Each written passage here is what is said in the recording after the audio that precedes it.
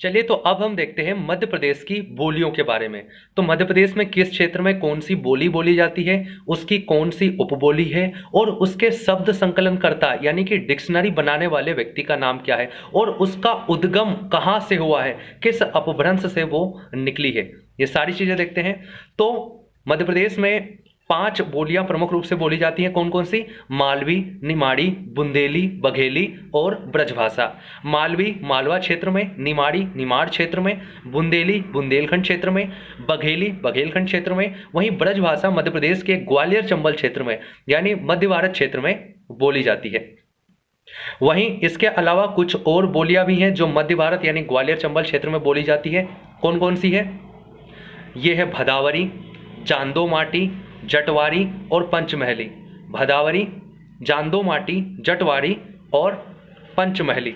तो हम सारी बोलियों को एक साथ देख लेते हैं पहले। तो मालवी, निमाड़ी, बुंदेली, बघेली, ब्रजभाषा, भदावरी, चांदो माटी, जटवारी और पंचमहली।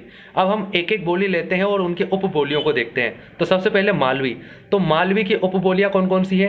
तो याद रखने का साधारण सा तरीका है कि जिसके भी लास्ट में ड़ आ जाए, क्या आ जाए? ड़। जैसे कि सेंध वाड़ी, उमड़ वाड़ी, रज वाड़ी, हड़ोती और दसपुरी।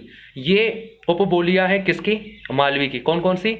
सेंधवाड़ी, रजवाड़ी, उमड़वाड़ी, इसके अलावा हड़ौती और दसपुरी। कौन कौन सी? सेंधवाड़ी, उमड़वाड़ी, रजवाड़ी, हड़ौती और दसपुरी। ये किसकी है?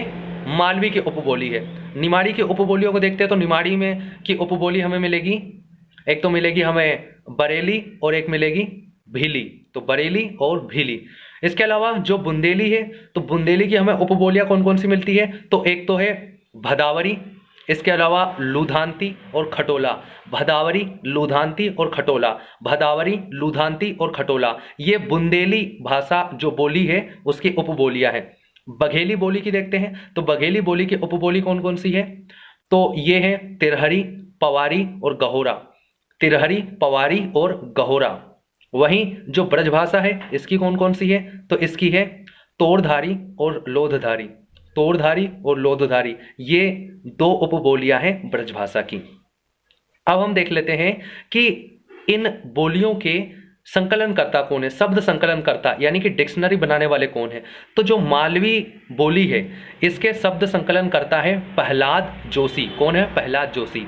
वहीं जो निमाड़ी है, तो निवाड़ी बोली के शब्द संकलनकर्ता है राम नारायण उपाध्याय। कौन है? राम नारायण उपाध्याय। वहीं जो ब्रजभाषा है इसके शब्द संकलन करता है राम शरण गौड़।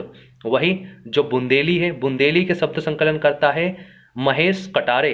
वहीं जो बघेली भाषा है इसके शब्द संकलन करता है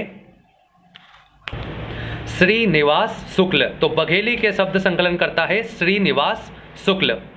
खास बात यह है कि मध्य प्रदेश की जितनी भी बोलियां हैं, जैसे मालवी हो गई, निमाड़ी हो गई, बुंदेली हो गई, ब्रजभाषा हो गई, इन सभी की उत्पत्ति सौरसेनी अपभ्रंश से हुई है। लेकिन एकमात्र बोली बघेली ऐसी है जिसकी उत्पत्ति अर्धमागधी अपभ्रंश यानी कि एक अलग अपभ्रंश से हुई है। ग्रियर्सन द्वारा बुंदेली भाषा का नामकरण किया गया था और इन्हीं के द्वारा पश्चिमी हिंदी मालवी को और दक्षिणी हिंदी निमाड़ी को कहा गया।